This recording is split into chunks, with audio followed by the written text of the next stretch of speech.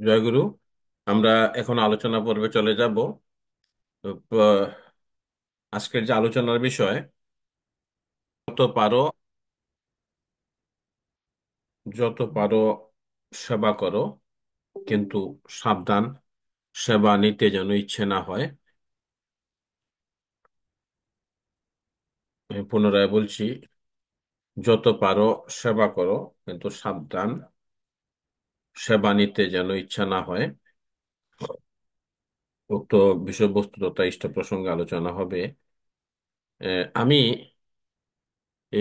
রঞ্জিত পাল দাদাকে বলবো, যতটুকুই পারা যায় প্রথমে, আহ, প্রথম দিন 2 মিনিট অথবা 1 মিনিট ঠাকুরকে প্রণাম করে আলোচনা করার জন্য। জয়গুরু। জয়গুরু। আলোচনার বিষয়ে চরণে শতকোটি প্রণাম জানাই। ঠাকুর পরিবারের সবার শ্রীচরণে শতকোটি প্রণাম জানাই। তো যত পারো সেবা করো, সাবধান, সেবা নিতে যেও না। তো এদিক থেকে আমি আমার যত ক্ষুদ্র জ্ঞানে যাই বুঝি আমি, সেবা করো। আম, তুমি সবার সেবা করো, মানুষের সেবা, জীব জন্তু, সবার সেবা করো, কিন্তু এর প্রতিদানে কিছু নিতে যেও না। তো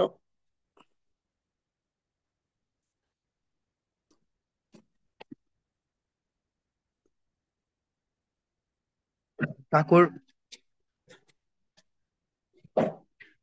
একটা বাণী আছে, ছোট করে 1 মিনিটে বলবো আমি, একটু অন্য কাজও করতেছি। শ্রী শ্রী ঠাকুর সত্য অনুসরণ একটা বাণী এটা। তো ধনী হও ক্ষতি নাই, কিন্তু দীন এবং দাতা হও। ধনবান যদি অহংকারী হয়, সে দুর্দশায় অনুগত হয়।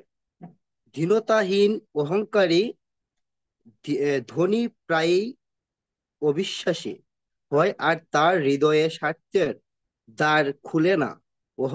অহংকারী ধনী মলিনতার ধাস, আর জ্ঞানকে উপেক্ষা করে।